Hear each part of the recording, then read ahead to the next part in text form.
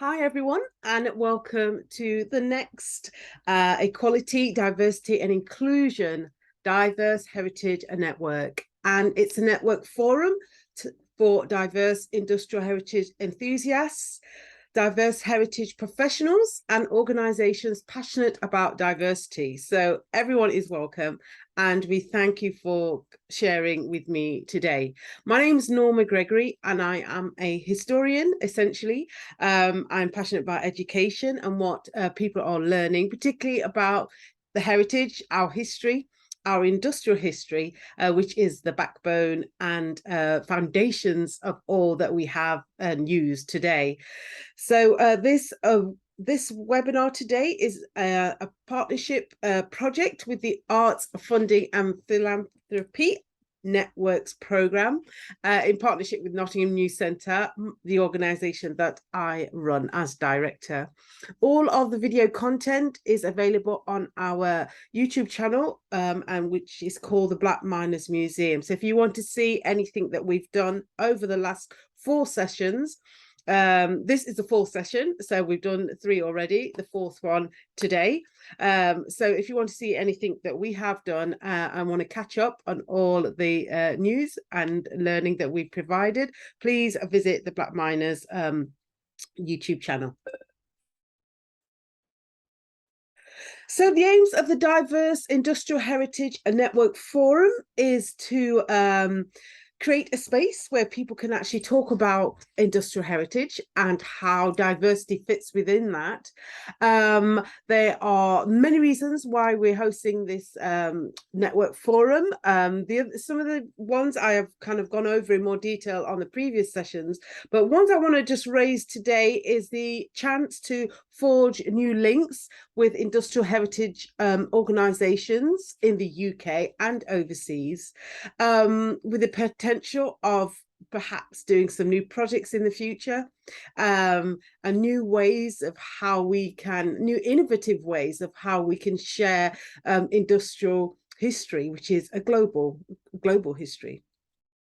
We're also going to be thinking a little bit more about leadership and careers within the heritage, industrial heritage sector, what kind of jobs there are, and how you might need to start thinking about working with others through teamwork and partnership opportunities. So that's just a brief overview of the series of these 5 sessions that will explore industrial heritage and diversity.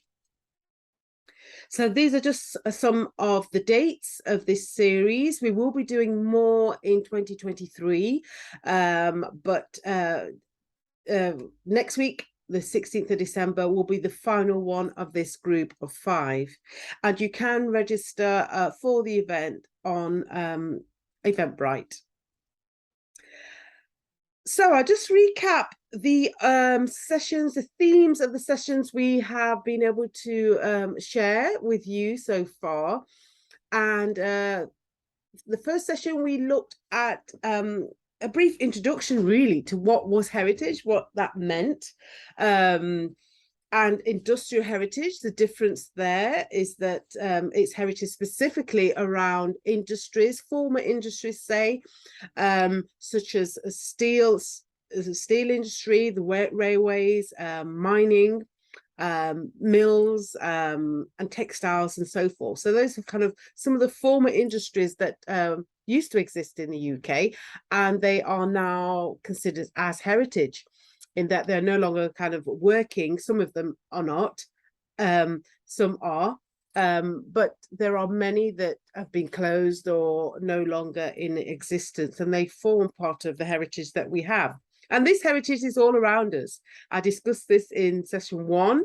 If you actually go into your local area and just look around, you will see something that is related to industry and industrial heritage. So please just take a look or visit one of your local museums. There are over 50 museums around the UK that have elements of their exhibition and content showcasing British industrial histories. Over 53, and that's amazing.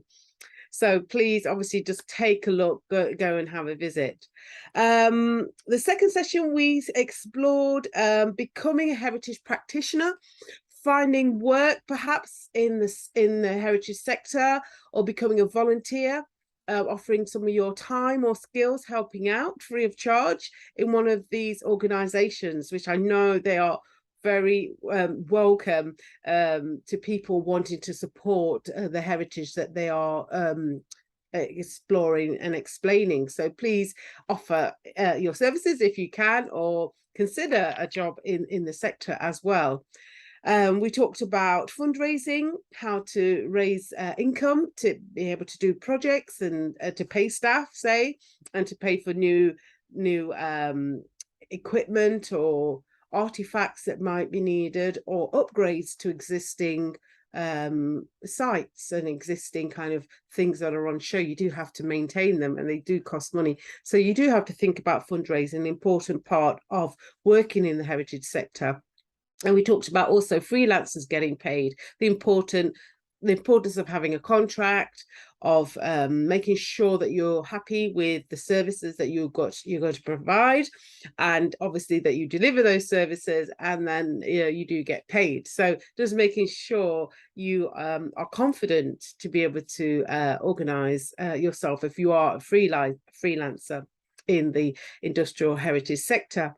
In the third session, we looked at the scope of services that can be on offer in a industrial heritage museum or a industrial heritage organization, what those could be, and the kind of products that exist in museums, industrial heritage museums. So those products are a little bit more tangible things that, like, for instance, if you go into a museum, there may be a shop there, and look at the kind of things that are being sold. They may be books, pamphlets, they may be tours of the site, they may be cups and t-shirts and so forth. So they're kind of the product side, and the services are such things like consultancy services. That's an important, that's the work I do as a consultant now, working directly with museums, looking at how they can diversify their site and their collections and their workforce.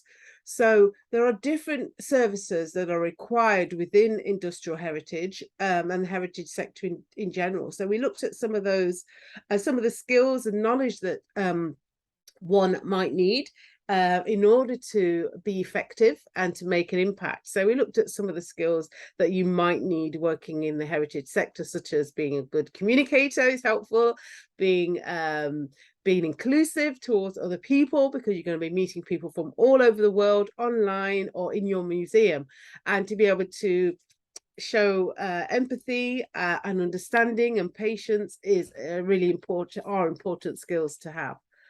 Today we're going to be looking at thinking about partnership work, teamwork.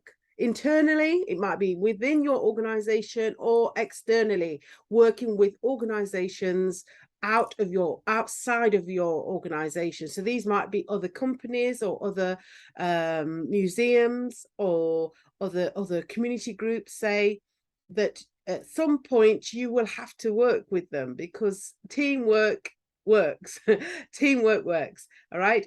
Everybody will have things that they will bring. Every organization will have skills. They might have staffing, they might have resources, they might have funding, they might have space, physical space, they might have equipment that you could swap or loan. So there are many benefits of working with other organizations and other people as well. So we're going to look at some of that in a little bit more detail.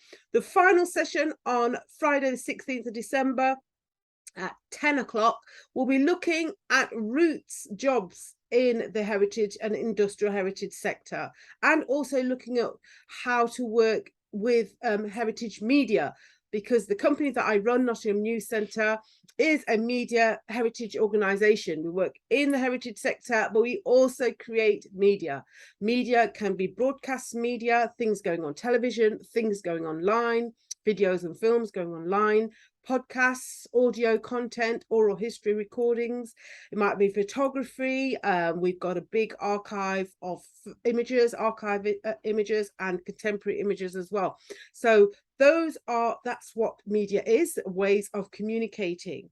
Okay, and it's a very important kind of link that the heritage sector does need, because you do need to showcase and explain the heritage, the story of humankind, which is history, the story of human experience, that is history. Okay, so media is a tool that can explain, that can communicate understanding to the world. Okay, so media is really important, and having an understanding of how that works alongside the heritage that you are preserving or conserving, that's an important kind of thing that we really need to explore. So that will be on session 5. So back to understanding a little bit more now about strength in diverse partnerships. And what do I mean by that? Okay, so let's break it down. Partnerships. Okay, so a partner is another person, another group, another individual, another organization, somebody else along with you. However, what are you going to be working in partnership for? What is the reason for your coming together to do something? It's normally to do something, to achieve something. Okay, so there must be an aim, there must be a purpose for your partnership. It might be a project that you're working on. It might be an application, a bid that you're going to submit. It might be advice that you work with another partner in order to learn something that you might not know about. All right, so really understanding the purpose of your partnership, and that both sides, there might be more than 2 people in a partnership, could be many thousands or many hundreds or 5 or 10, but making sure that where there is a partnership, there is equality, in that both sides, just say there's 2 people in this partnership, both get something out of that partnership, they both receive. So it might be sharing knowledge, both sides get to talk, yes, both sides listen. So that's something, that's social capital, I call it, in that you're gaining something, but you're gaining knowledge, or you're gaining friendships, or you're gaining networks, or you're gaining understanding about something. So that's a partnership, in that both sides or all parties gain something that is of use to them. Okay, so that's an important element of building strong partnerships. Okay, right, so how do you find partners outside of your organization? Well, you've got to think, wider for a start. You've got to think outside of your organization. Who are the partners that we need to work with in order to get this particular job done? So it might be contacting external community groups. It might be contacting groups on social media. There are many thousands, millions of groups on social media. Which is the one or ones that are important that you would need to link up with to form a new relationship or new understanding, or perhaps to invite them to your event that you're having at your industrial heritage organization, because that's what you can do now. That is really a benefit of the internet and social media, is that you can make contact very quickly with external organization, external partners. All it takes is either a phone call, an email, a message. Okay, that's all it takes. Very quick, and it's cheap, fairly cheap as well. Okay, to make contact. Where in the past you'd have to write a letter, write another letter, perhaps another one, make a visit, have a meeting, travel, pay train ticket, flight ticket.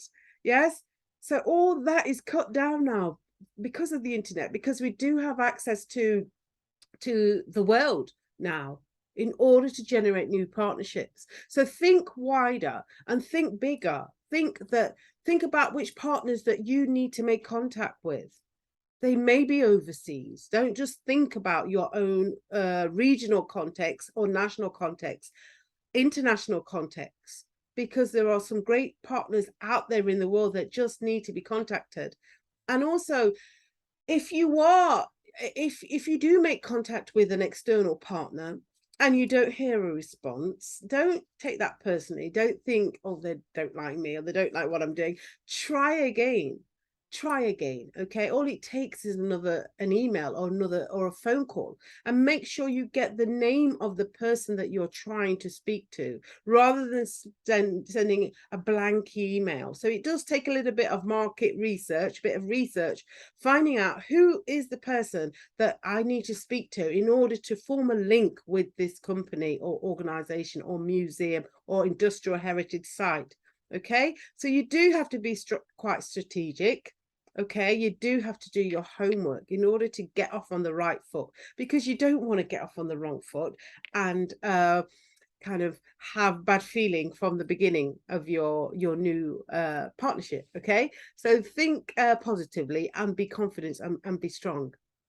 Okay, so diversifying your networks and groups. All right, so think about how you can get different partners on board. Is there a group that you've always wanted to work with, but you're thinking, oh gosh, they're not going to like me, or they're not going to like what I'm doing? You really don't know until you try and ask, until you make contact and get that initial meeting. All it takes is a Zoom call or Microsoft Teams or other online video conferencing software to get a meeting going where you're literally face to face, hybrid meeting or whatever. Do whatever you need to do, but get that meeting set up. Okay, to get that partnership going.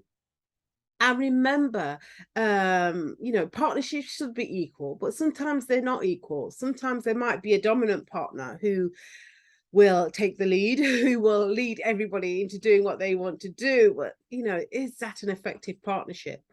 I think it's good to talk, it's good to listen, okay, and to make sure that everybody has a say at all times. Everybody has a say. You might have a vote and make a decision which sways in the favor of some of the participants or one of the partners, but it's really important to talk and to discuss things and to work things out in order to get the mission or the aim or objectives that you had at the beginning, to get those done. So they have to be your priority, your aims or goals of that partnership. That's what you're trying to achieve, and how you achieve it is through the dialogue with your other partners, and then you put in the processes or the steps in order to achieve your aims or goals or mission. Okay, so it's not, there are some challenges, there are some, it can be quite difficult. I think the most difficult thing is committing time and patience as well, in that it can take years to develop a good partnership.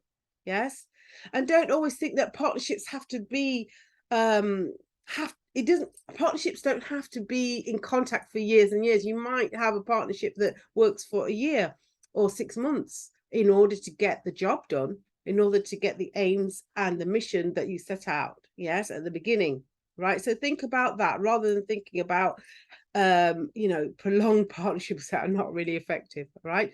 If you're achieving your goals that you've created at the start of your partnership, then your partnership will be effective. So this slide I leave blank. I always just leave a space for people to have their own thoughts, just to take a moment to digest this new way of thinking, and to perhaps think about some strategies they might develop for creating that partnership that is needed in order to achieve a goal. So if you want to do any further reading, you can visit our website at nottinghamnewscentre.com, where you can get some of the ideas, how we've done things in the past, and some of the consultancy services that we provide in order to help your organization to be more diverse and inclusive, particularly if you're a heritage organization, or if you are not, we can help you. So feel free to get in touch with us through the website. And you can also visit our YouTube channels.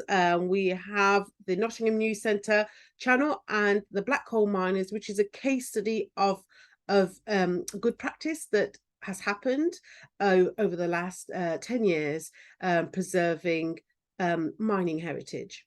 There are also other organisations that are really great for networking and developing partnerships. There's Museum Detox and the Museum Association in the UK. They're two major important organisations that are doing great work to develop key understanding and good practice within the heritage sector, industrial heritage sector as well. There's the Nottingham Industrial Heritage Association, if you're looking for something a little bit more local. And there is the Arts Funding and Philanthropy organisation, which are great for helping smaller heritage groups to find their footing and to understand more about fundraising and raising income.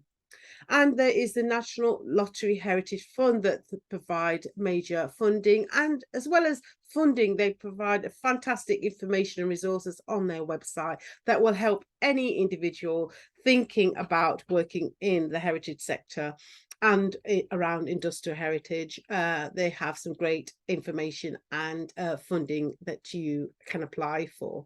So thank you, and feel free to stay in touch. Below on the screen is my email and the website login links, website links that you can visit to find more information. So I hope you found this discussion useful. Feel free to get in touch to share any of your ideas or thoughts going forward, and good luck with any partnership that you venture in the future. And thank you, and see you next time.